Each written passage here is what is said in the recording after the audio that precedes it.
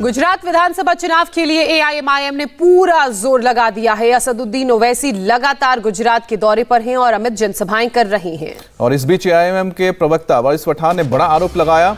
पठान ने कहा है कि वंदे भारत ट्रेन से ओवैसी के सूरत जाने के दौरान हमला हुआ है। वारिस पठान ने अपने ट्विटर हैंडल से एक ट्वीट कर सनसनी फैला दी। उन्होंने ट्वीट करके आरोप लगाया कि ओवैसी के अहमदाबाद से सूरत जाने के दौरान ट्रेन पर पत्थरबाजी हुई। ओवैसी के कोच को निशाना बनाया गया। उन्होंने अपने आरोपों के सबूतों के तौर पर 4 फोटोज भी ट्वीट किए हैं। क्या है पूरा मामला, इस रिपोर्ट के जरिए आप समझिए।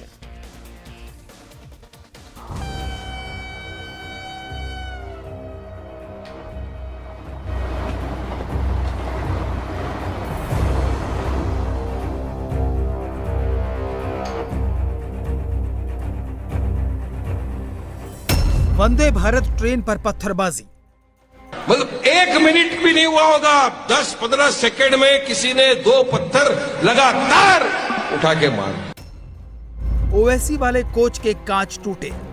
इतना भारी पत्थर कि वो कांच के पूरा क्रैक हो गया। गुजरात में चुनाव प्रचार चरम पर है। असदुद्दीन ओवैसी भी गुजरात में लगातार चुनाव प्रचार कर रहे हैं।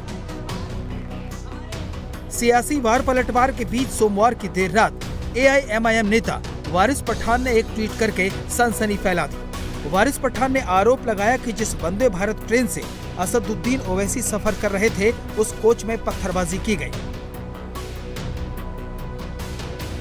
वारिस पठान ने आरोप लगाया कि जिस वंदे भारत ट्रेन से असदुद्दीन ओवैसी सफर कर रहे थे, उस कोच में पत्थरबाजी की गई। अज्ञात लोगों ने पत्थर मारकर ओवैसी वाले कोच के कांच तोड़ दिए। ये तस्वीरें वारिस पठान ने अपने ट्विटर हैंडल से शेयर की हैं। इन 4 तस्वीरों के जरिए वारिस पठान ने न केवल पथराव की जानकारी दी, बल्कि सीधा हमले का आरोप भी लगा दिया। इसी कोच में एआईएमआईएम चीफ असदुद्दीन ओवैसी भी सफर कर रहे थे। ये सभी लोग अहमदाबाद से सूरत जा रहे थे। सूरत पहुंचने के बाद रैली में वारिस पठान ने हमले के लिए सीधे प्रधानमंत्री नरेंद्र मोदी पर निशाना साध लिया। क्रैक कर देता है पूरी तरह से। मैं आपको फोटो दिखा सकता हूं मीडिया वाले के पास, मेरे पास मोबाइल में फोटो सब पड़े हुए हैं। इतना भारी पत्थर कि वो कांच के पूरा क्रैक हो गया। फिर एक दूसरा पत्थर आया, मतलब 1 मिनट भी नहीं हुआ होगा, 10-15 सेकंड में किसी ने 2 पत्थर लगातार उठा के मारे। ओवैसी साहब ट्रेवल कर रहे हैं ना। अरे तुम पत्थर मार लो मोदी जी, तुम आग बरसा दो मोदी जी, लेकिन ये हक की आवाज ना कभी रुकी है, ना रुकेगी, ना इंशाअल्लाह ताला कभी रुकेगी। अब आपको बताते हैं कि हमला कब और कहां हुआ। असदुद्दीन ओवैसी गुजरात में चुनाव प्रचार कर रहे हैं। वो वंदे भारत एक्सप्रेस में सवार होकर अहमदाबाद से सूरत जा रहे थे। उनके साथ कोच में एआईएमआईएम के नेता सबीर काबलीवाला और वारिस पठान भी मौजूद थे। इस बारे में वारिस पठान ने दोपहर 3:28 पर ट्वीट करके यात्रा के बारे में जानकारी दी, तस्वीरें भी शेयर की और फिर देर रात ट्रेन पर हमले का ट्वीट किया और इल्जाम सीधे पीएम मोदी पर मढ़ दिया। लेकिन इंडिया टीवी ने जब ओवैसी पर हमले को लेकर सवाल पूछा, तो वारिस पठान सीधा जवाब नहीं दे पाए। वंदे भारत की स्पीड 150 किलोमीटर प्रति घंटे तक जाती है और जिस बोगी में ओवैसी और आप लोग सफर करे तो उस चुनिंदा बोगी को पत्थर से निशाना बनाना, आपको नहीं लगता आप बहुत जल्दबाजी कर गए इस नतीजे पर पहुंचने तक? आपको जांच तक का इंतजार करना चाहिए था या फिर आपको इस बारे में शिकायत करनी चाहिए थी? जांच करना चाहिए इनको। गुजरात में जांच करो। वंदे भारत एक्सप्रेस वाला जो है, रेलवे पुलिस उसकी जांच करे इन्वेस्टिगेशन के पास। तो आप लोगों ने रेलवे पुलिस से शिकायत दर्ज कराई? उनको इन्वेस्टिगेशन करना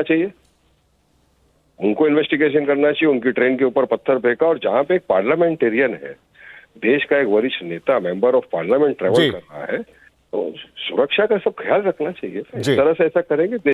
वंदे भारत एक्सप्रेस की रफ्तार 130 किलोमीटर प्रति घंटा है।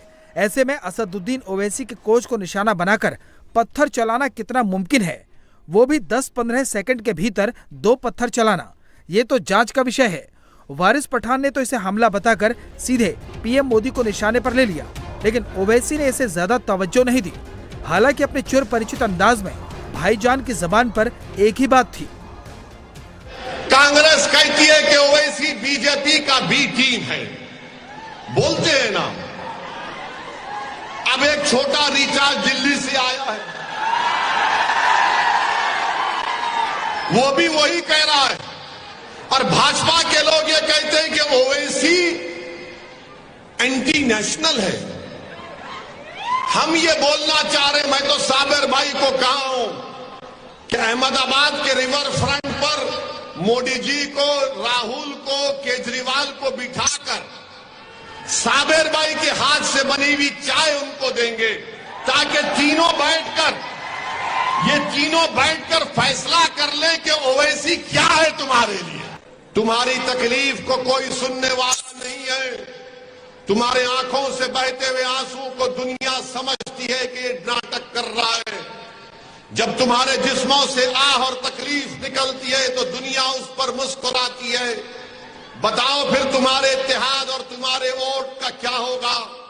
दुनिया ने देख लिया कि जिन बच्चों पर इल्जाम था कि पत्थर फेंका गया, इसी रियासत की सरजमीन में उन बच्चों को रोड पर लाकर इसी तरह मजमे को जमा करके गुजरात की सरकार ने उन बच्चों को पुलिस की लाठियों से पिटवा दिया।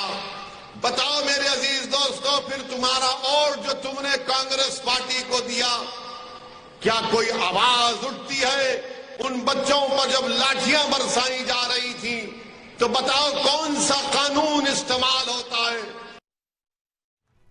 ओवैसी भले ही वारिस पठान के आरोपों पर खामोश है, लेकिन उन्होंने इसका खंडन भी नहीं किया। जाहिर है इन आरोपों में ओवैसी की भी सहमति है। मामले की जांच होनी तय है। पठान रेलवे को जांच की चुनौती दे रहे हैं। हालांकि इससे पहले असदुद्दीन ओवैसी जब यूपी विधानसभा चुनाव में अपनी पार्टी के लिए प्रचार कर रहे थे, तब उनकी गाड़ी पर हमला हुआ था। छेजारसी टोल गेट पर ओवैसी की गाड़ी पर गोलियां चलाई गई थी। अब वंदे भारत एक्सप्रेस में ओवैसी पर सच में हमला हुआ या फिर ये महज सियासी दांव है, ये तो जांच के बाद ही सामने आएगा। इंडिया टीवी हर वक्त हर जगह डाउनलोड करने के लिए सर्च करें India TV news Google play store या ऐप स्टोर पर।